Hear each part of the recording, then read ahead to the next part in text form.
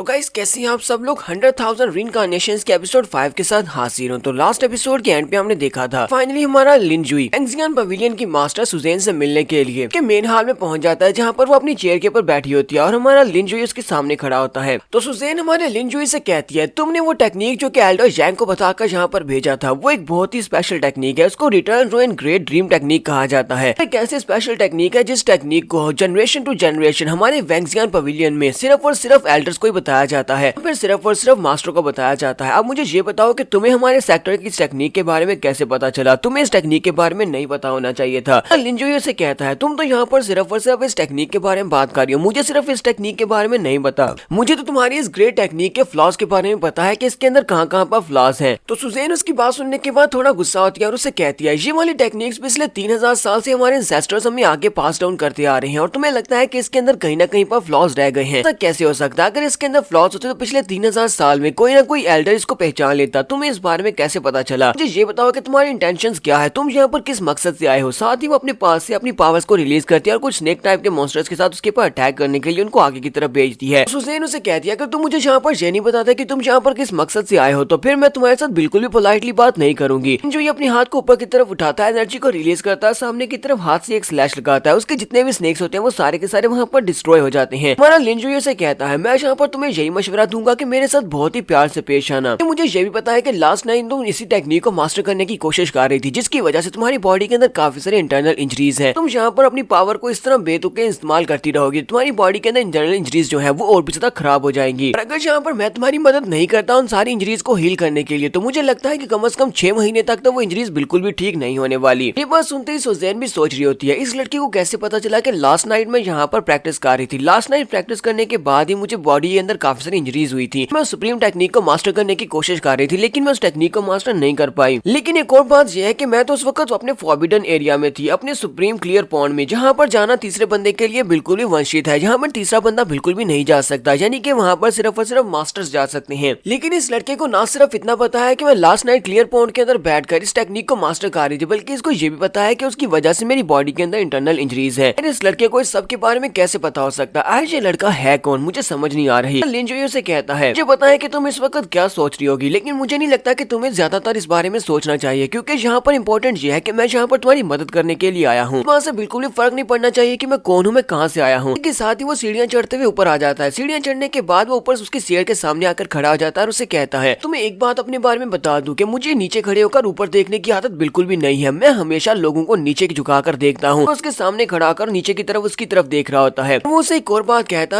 है, दोबारा मुझे कभी भी डराने की कोशिश मत करना, क्योंकि मैं किसी की धमकियों से बिल्कुल भी नहीं डरने वाला। लिन जुई कहता है, मुझे तुम्हारे सारे सीक्रेट्स के बारे में पता है, मुझे एक और बात भी पता है कि इस वक्त तुम्हें दो चीजें बहुत ज्यादा परेशान कर रही हैं। लिन जुई क्योंकि उसके बहुत ज्यादा करीब खड़ा होता है, इसी वजह से उसकी बॉडी के अंदर से उसकी की पावर रिलीज हो रही होती है। सुज़ैन भी सोच रही होती है, ऐसा कैसे हो सकता है? ये लड़का तो मॉर्टल ड्राम के फर्स्ट लेवल पर है, मेरे सामने खड़े होकर इसका प्रेशर इतना ज्यादा रिलीज हो रहा है कि मेरी सांस बंद हो रही है। हमारा लिन जुई से बताता है कि वो दो बातें कौन सी हैं। वो उसे कहता है, मुझे ये बात तो पता है कि डीमन सी लैंड और उसके साथ साथ रेड ह्यूमन पवेलियन दोनों ने आपस में हाथ मिला लिए हैं, की वजह से वैंगजियान क्लैन के ऊपर और बहुत बड़ा खतरा आ चुका है, क्योंकि वो दोनों अगर आपस में मिल जाएं तो वैंगजियान क्लैन वालों को बड़ी आसानी से वो हरा सकते हैं। तुम्हारा वैंगजियान क्लैन कभी भी इन दोनों क्लैंस में से किसी एक का हिस्सा नहीं बनना चाहेगा, तुम हमेशा से इंडिपेंडेंट रहना चाहते थे। फिर साथ ही हमारा लिन जुई से कहता है, और दूसरी बात यह है तुम्हारी कल्टीवेशन लेवल, तुम एक लंबे अरसे से अपनी कल्टीवेशन लेवल में फंसी हुई हो, तुम रीइंकार्नेशन के लास्ट स्टेप के ऊपर फंसी हुई हो, लेकिन तुम दूसरी ट्रांसेंडेंट ड्राम में अपने आप को ब्रेक थ्रू नहीं करवा पा रही। चाहे कितने साल गुजर चुके हैं लेकिन तुम ऐसा नहीं कर पा रही। तुम्हारी इस खामी के बारे में पता है, मुझे ये भी पता है कि तुम कैसे ब्रेक थ्रू कर पाओगी, इसी वजह से मैं तुम्हारी इस खामी को दूर कर सकता हूँ। लिन जुई यहाँ पर उसके सामने अपनी डील रखता है। वो उसे कहता है कि तुम यहाँ पर मुझसे वादा करो कि तुम मेरी डील को एक्सेप्ट करोगी, तो उस डील के मुताबिक मैं तुम्हारी मदद करूंगा और तुम्हें मेरी मदद करना होगी। तो ज़ैन उसे कहती है, अच्छा फिर ठीक है, मुझे बताओ कि तुम्हें मुझसे क्या चाहिए। और साथ ही वो सोच रही होती है, इस लड़की को मेरी कल्टीवेशन के बारे में पता है कि मेरी कल्टीवेशन टॉप लेवल पर फंसी हुई है और मैं अगले लेवल में लेवल अप नहीं कर पा रही। ये लड़का है कौन जिसे मेरे सेक्टर के इतने ज्यादा सीक्रेट्स के बारे में पता है? तुम्हारा लिन जुई से कहता है, मेरी डील बहुत ज्यादा आसान है, मुझे तुम्हारी सेक्टर का सुप्रीम क्लियर पॉइंट चाहिए ताकि मैं वहाँ पर बैठकर कल्टीवेट कर सकूँ, ये बहुत ज्यादा आसान है। तो सेक्टर मास्टर सुज़ैन उसकी डील को एक्सेप्ट कर लेती है। यहीं से नेक्स्ट सीन हमें दूसरे मास्टर का दिखाया जाता है। मास्टर जानजू का सीन दिखाया जाता है। जानजू को जब पता चलता है कि उसके बेटे का एक बाजू कट चुका है, तो उसका बेटा जब उसके पास वापस आता है तो बहुत ज्यादा गुस्सा हो जाते हैं और चिल्लाकर कहते हैं, कैसे हो गया? उसके सामने वो दोनों गार्ड्स होते हैं जो कि उसके साथ गए थे। वो उनसे कहते हैं, क्या तुम लोग मेरे बेटे को प्रोटेक्ट भी नहीं कर सके? दोनों से कहते हैं, सीनियर जानजू प्लीज हमें माफ कर दे, हम वाकई में मरना डिजर्व करते हैं। लेकिन असल में वो बंदा बहुत ज्यादा पावरफुल था। लेकिन हमें उस लड़के के बारे में न्यूज मिल चुकी है, हमें पता है कि इस वक्त वो कहाँ पर है। इस वक्त वो हमारी सेक्टर मास्टर सुजैन से मिलने के लिए मेन हॉल में मौजूद है। जैसे वो वहाँ से बाहर निकलेगा, हम अपने लोगों को वहाँ पर भेजने वाले हैं और उसे मार डालेंगे। बेटे के बाजू के कटने का बदला हम उसे लेकर रहेंगे। ये बात सुनते ही एल्डर जानजू और भी ज्यादा गुस्सा हो जाते हैं और कहते हैं क्या वो बंदा वहाँ पर उस मेन हॉल में चला गया? अच्छा ठीक है, तुम लोग दफा हो जाओ, मैं तुम्हारी शक्ल नहीं देखना चाहता। तो वो दोनों ही गार्ड्स बहुत ज्यादा खुश हो जाते हैं और उसे कहते हैं मास्टर आपका बहुत बहुत शुक्रिया जो आपने हमारी जान बख्श दी। और वो उठकर वहाँ से जाने लगते हैं। जैसे वो थोड़ा सा आगे बढ़ते हैं उसी वक्त मास्टर जानजू वहीं पर खड़े खड़े अपनी आइस पावर्स को रिलीज करते हैं। वो अपनी आइस पावर्स को रिलीज करते हुए दोनों के ऊपर अटैक कर देते हैं। उन दोनों को भी समझ आ जाती है कि एल्डर ने उन्हें छोड़ा नहीं है। वो उसे गाली देते हुए कहते हैं कमीने कहीं के, तुमने यहाँ पर हमें धोखा दिया है। लेकिन अब तो देर हो चुकी है। ग्राउंड के ऊपर से आइस उनकी बॉडी के अंदर फैल जाती है और वो वहीं पर पूरे के पूरे आइस क्रिस्टल में तब्दील हो जाते हैं। मास्टर जानजू उन दोनों को आइस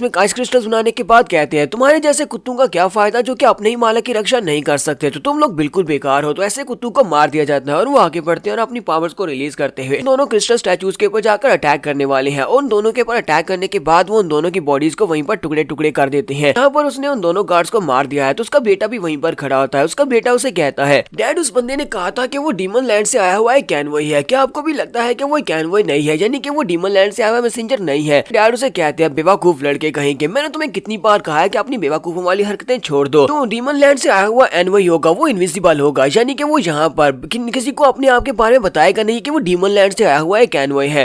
और वो इतना ज्यादा पावरफुल होगा कि मैं भी उससे डरूंगा। लेकिन तुम जहाँ पर जिस बारे में बता रहे हो कि वो सिर्फ और सिर्फ मोर्टल राम का एक एक्सपर्ट था, तुम्हें क्या लगता है कि मोर्टल राम का कोई एक्सपर्ट डीमन लैंड से आया हुआ कोई एक्सपर्ट हो सकता है? फिर साथ ही वो अपने बेटे से कहती है लेकिन तुम्हें ज्यादा परेशान होने की जरूरत नहीं है, उसने तुम्हारे साथ जो कुछ भी किया इस बात का बदला मैं लेकर रहूंगा। तब तक वो लड़का हॉन्गमैंग कॉन्टिनेंट के ऊपर रहेगा, तब तक वो मेरे हाथ से नहीं बच सकता। मैं उसे ढूंढूंगा, ढूंढकर उसे मार डालूंगा। सीटू जॉय भी वहाँ पर जोर जोर से रोना शुरू कर देता है और अपने फादर से कहता है फादर प्लीज आपको मेरा बदला लेना होगा, उसने मेरे साथ बहुत ही बुरा किया है। कहीं से नेक्स्ट सीन फिर से हमें मेन हॉल का दिखाया जाता है। तो हमारा लिन जुई सुजैन के सामने खड़ा होता है। सुजैन उसकी रिक्वेस्ट को एक्सेप्ट कर लेती है। वो कहती है ठीक है मुझे तुम्हारी डील मंजूर है। साथ ही वो उसे कहती है लेकिन तुम्हें पता है कि सुप्रीम क्लियर पॉइंट वो हमारा फॉरबिडन एरिया है, वहाँ पर कोई भी ऐसे एंटर नहीं हो सकता। मैं और मेरी छोटी बहन जो कि लिटिल सैंडस है जी, उसके अलावा यहाँ पर कोई भी नहीं जा सकता। इसी वजह से मुझे यहाँ पर तुम्हें एक टाइटल देना होगा, मुझे तुम्हारी आइडेंटिटी को चेंज करना होगा। फिलहाल के लिए मैं अपने सेक्टर का तुम्हें सेंट किंग बनाती हूँ। सेंट किंग की आइडेंटिटी तुम्हें मिलेगी जब हम दोनों की डील पूरी हो जाएगी, उसके बाद हम तुम्हारी आइडेंटिटी तुमसे वापस ले लेंगे। लिन जुई से कहता है ठीक है हम दोनों में डील हो गई, मैं सुप्रीम क्लियर पॉइंट में तो रात के वक्त तुमसे मिलूंगा, तुम्हें भी वहाँ पर आना होगा, वहाँ पर मैं तुम्हारी मदद करूंगा तुम्हारी कल्टीवेशन को बढ़ाने में, साथ ही मैं तुम्हें हील भी करूंगा। तो उसे कहती है तो अभी हम लोग वहाँ पर क्यों नहीं जा सकते, रात के वक्त क्यों आना है? लिन जुई से कहता है क्योंकि फिलहाल के लिए यहाँ पर एक और बड़ा मसला है जिसको हमें निपटना है, क्योंकि उसी वक्त उन्हें बाहर से आवाज आ रही होती है क्योंकि एल्डर जानजू वहाँ पर पहुंच रहे होते हैं। हमारा लिन जुई से कहता है तो फिलहाल के लिए यहाँ पर एक मसला है जिसे सुलझाना है, तुम्हारे दरवाजे के पर मुश्किल आ चुकी है। एल्डर जानजू वहाँ पर पहुंचते हैं और कहते हैं कि मैं यहाँ पर आने में लेट हो गया, क्या मैंने यहाँ पर कुछ इंपॉर्टेंट बातें मिस कर दी हैं? तो सुजैन उसे कहती है एल्डर जानजू आप इस वक्त यहाँ पर क्या कर रहे हैं? एल्डर जानजू वहाँ पर आते हैं, उनको पहले रिस्पेक्ट देते हैं क्योंकि वो उनकी सेक्टर की चीफ है, इसी वजह से। फिर साथ ही वो उसे कहते हैं मैंने सुना है कि हमारी लिटिल सैंडस को किसी ने किडनैप कर लिया था, लास्ट नाइट किसी ने उसे किडनैप किया था और उसके बाद सुबह के वक्त एल्डर क्लैंग उसको बचाने के लिए गई थी और उसको बचाकर वहाँ से वापस ले आई है। क्या ये बात वाकई में सच है? तो सुजैन उसे कहती है हाँ ये बात वाकई में सच है। एल्डर जानजू सर क्या आपने कहा कि हमारी लिटिल सैंडस को किसी ने किडनैप कर लिया था और उसके बाद एल्डर जैंग उसे बचाकर लेकर आई है। फिर साथ ही एल्डर जानजू की नजर हमारे लिन जुई के ऊपर पड़ती है। वो लिन की तरफ देखते हैं और सोच रहे होते हैं ये तो वाकई में मोर्टल नाम का एक एक्सपर्ट है, यानी कि जितना भी स्ट्रॉन्ग नहीं है। हमारा लिन जुई भी उसे वहाँ पर हेलो बोलता है। जैसे वो उसे हेलो बोलता है तो एल्डर बहुत ज्यादा गुस्सा हो जाते हैं और गुस्सा होने के बाद वो जल्दी से लिन के ऊपर अटैक करने के लिए आगे बढ़ते हैं और कहते हैं मैंने सुना है कि यही वो लड़का है जिसने हमारी फेरी को किडनैप किया था, तो मैं इसको बिल्कुल भी नहीं छोड़ने वाला, मैं इसको सजा देता हूँ। और वो बड़ी स्पीड से हमारे लिन जुई के ऊपर अटैक करने के लिए आगे बढ़े होते हैं। अपने हाथ के ऊपर अपनी आइस के कवच को भी चढ़ा लिया होता है और अपनी आइस पावर को रिलीज करते हुए जैसे उसे मारने के लिए उसके करीब पहुंचते हैं, उसी वक्त हमारा लिन उनके सामने से गायब हो जाता है। लिन उनके सामने से गायब होने के बाद उसके पीछे वाली साइड पर पहुंच जाता है और अपनी उंगली को उसके सर के ऊपर रखता है और कहता है मैंने तो ऐसा बिल्कुल भी नहीं सोचा था कि एल्डर जानजू मुझे देखते ही यहाँ पर इतने ज्यादा उतावले हो जाएंगे कि मुझे गले मिलने के लिए इतनी स्पीड से आगे बढ़ेंगे। अफसोस की बात यह है कि मैं फिलहाल के लिए आपको गले से नहीं लगा सकता, अगर आप चाहें तो मैं अपनी उंगली को यूज कर सकता हूँ। एल्डर जानजू बेचारा बहुत ज्यादा घबरा जाता है और कहता है ऐसा कैसे हो सकता है, ये इतनी स्पीड के साथ मेरे पीछे कैसे पहुंच गया, ये तो सिर्फ एक मोर्टल नाम का एक्सपर्ट है, फिर इसकी स्पीड मुझसे भी ज्यादा कैसे हो सकती है कि अगर मैंने यहाँ पर थोड़ी सी गलती की तो ये अपनी उंगली के अंदर से एनर्जी को रिलीज करेगा और मेरा सर उड़ा देगा। सुजैन भी एल्डर जानजू से कहती है एल्डर जानजू आपकी इस बात का क्या मतलब है, आपने इस लड़के के ऊपर अटैक क्यों किया है? जानजू से कहता है